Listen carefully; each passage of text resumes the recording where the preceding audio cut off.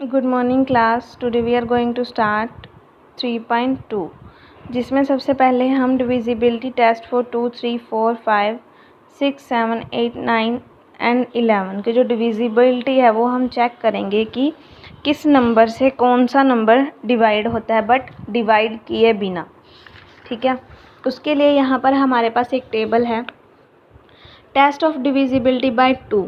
A number is divisible by 2 if it one digit is 0, 2, 4, 6 और 8 कि कोई number 2 से डिविजिबल तब होगा अगर हमें कोई ऐसा नंबर बोल दें कि गिवन नंबर 2 से डिविजिबल है, चेक करो, बट विदाउट एक्चुअली डिवाइड किए बिना। ठीक है, बिना डिवाइड किए बिना हमें चेक करना होगा कि गिवन जो नंबर है हमारा वो 2 से डिविजिबल है या नहीं है। उसके लिए एक कंडीशन होती है कि अगर वो 2 से डिविजिबल है ना तो उसके वंस डिजिट यानी कि वंस प्लेस पर क्या होना चाहिए, 0, 4, 6, 8 एंड 2।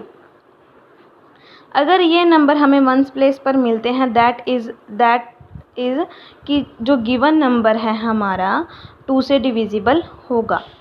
ठीक है, हम बिना सोचे समझे ये लिख देंगे, yes 7684 is divisible bye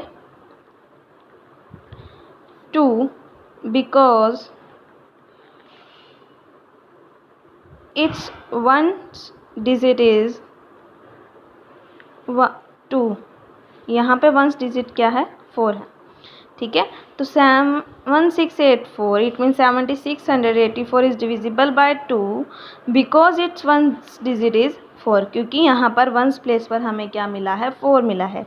but एक सिचुएशन में हमें ये दे दिया कि ये नंबर पूछा जाए कि ये जो है 2 से डिविजिबल है या नहीं है, 7635, तो हम क्या लिखेंगे, no this number is not divisible by 2 because its ones digit is 5। तो क्लियरली कहने का मतलब क्या है, अगर कोई नंबर 2 से डिविजिबल है तो उसके वंस डिजिट पर ऑलवेज क्या मिलेगा, एक इवन नंबर मिलेगा। It mean 0, 2, 4, 6 and 8। उसके बाद बात करता है 3 की डिविजिबिलिटी की। A number is divisible by 3 if the sum of digit is divisible by 3। क्या कह रहा है कि कोई नंबर है जो 3 से डिविजिबल है, उसकी क्या कंडीशन होगी कि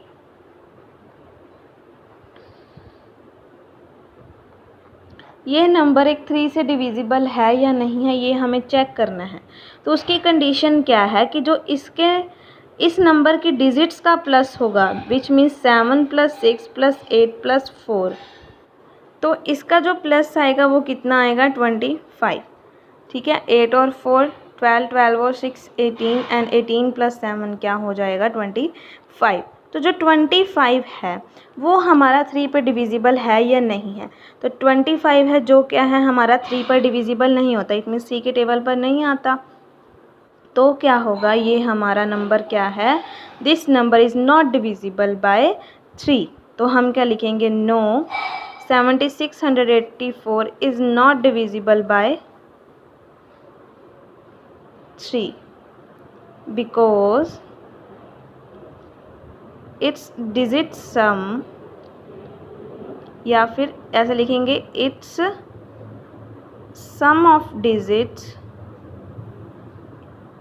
इज नॉट डिविजिबल बाय 3। ठीक है, तो कंडीशन समझ में आ गई ना कि इसका जो प्लस होगा, अगर यहाँ पर होता 7683, अगर इसका हम प्लस करें तो क्या आ जाएगा, 24। ठीक है, 8 और 3 11 हो जाएगा, 11 और 6 17, देन 17 और 7 कितना होगा, 24। तो 24 क्या है, 3 के टेबल पर आता है, 3 8 जा 24। अगर ये सम हमारा जो है डिवाइड प्लस करने पर डिजिट्स का, अगर वो 3 पर डिविजिबल होगा तो वो पूरा नंबर क्या हो जाएगा, 3 पर डिविजिबल होगा। तो अब हम लिख सकते हैं 7683 is divisible by 3 because the sum of digit is divisible by 3।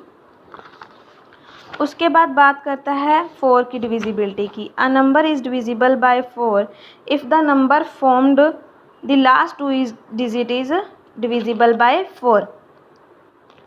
अगर जो लास्ट की 2 डिजिट हैं हमारे पास वो डिविजिबल बाय 4 हों तो गिवन पूरा नंबर जो होगा वो क्या होगा, 4 पर डिविजिबल होगा।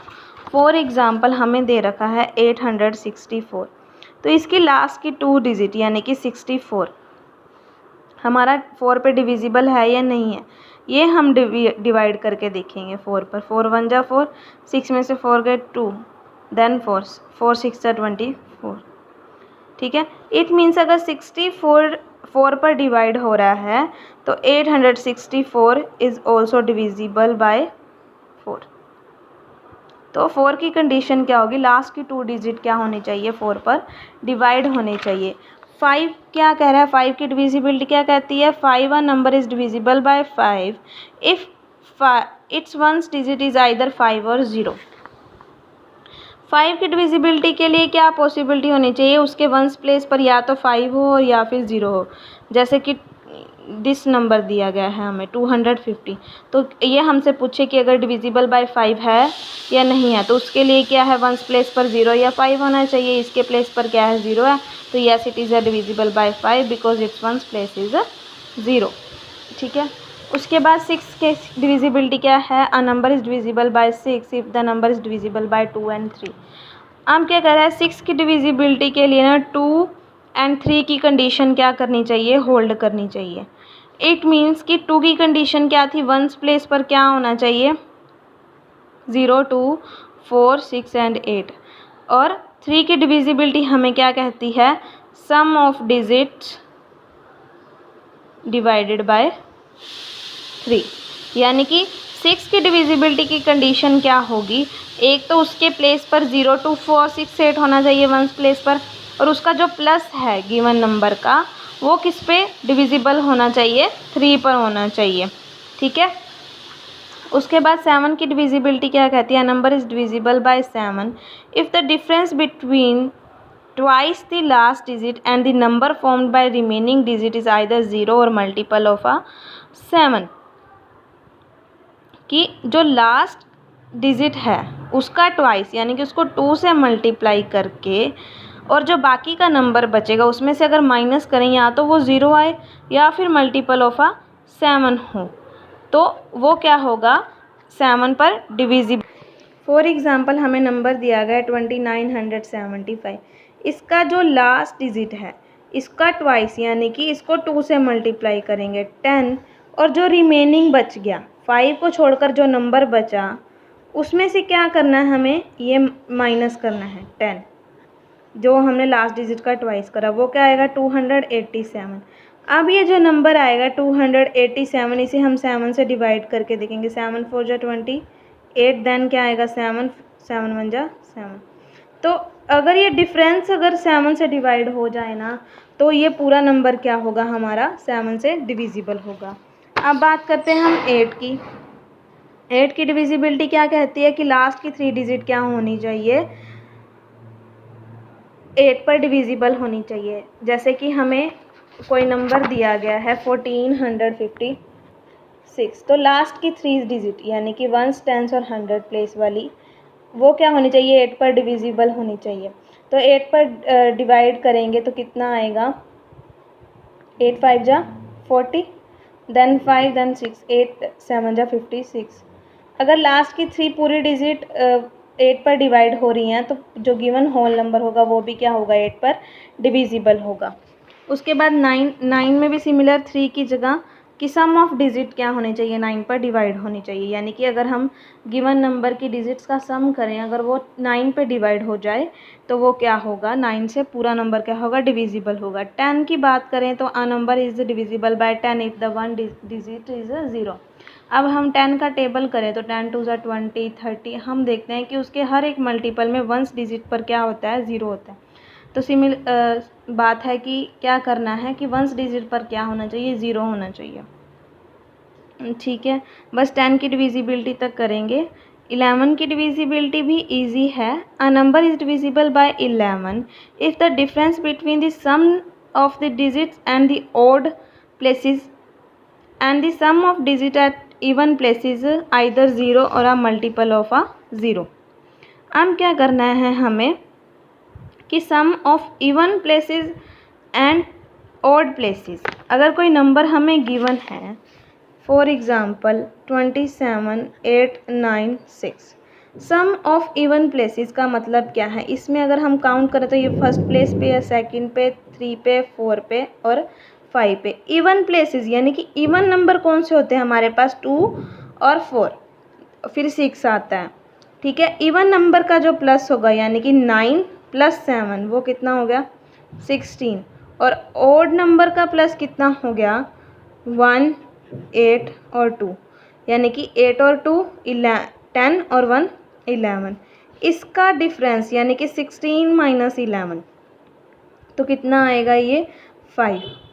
ये क्या होना चाहिए, या तो 0 होना चाहिए या फिर क्या होना चाहिए, ये 11 का कोई मल्टीपल होना चाहिए। अब ये तो आ गया 5, ना तो ये 0 है और ना ही क्या है हमारे पास 11 का मल्टीपल। तो क्या है, गिवन नंबर क्या होगा, 11 से डिविजिबल नहीं होगा। जैसे कि यहाँ पर हमें क्या दिया गया है,